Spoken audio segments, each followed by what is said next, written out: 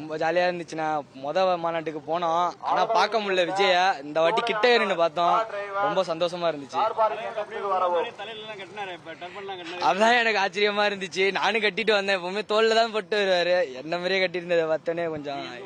நான் கும்பகோணத்துல இருந்து வந்திருக்கேன். காலையில 8:30 வந்தேன்.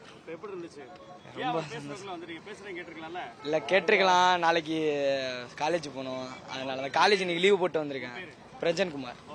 சூப்பரா பாத்தங்கய்யா, சரியான கூட்டங்க. இது போல கூட்டம் எந்த ஒரு ரசிகருக்கும் அமையாது. அப்படி ஒரு கூட்டங்கய்யா, பயங்கரமா இருக்கு. நாங்க பெரம்பூர் மாவட்டம் ஐயா. விடிய காலம் 6 மணிக்கு கிளம்பி வந்தங்க, 2 மணிக்கு உள்ள போனோம்.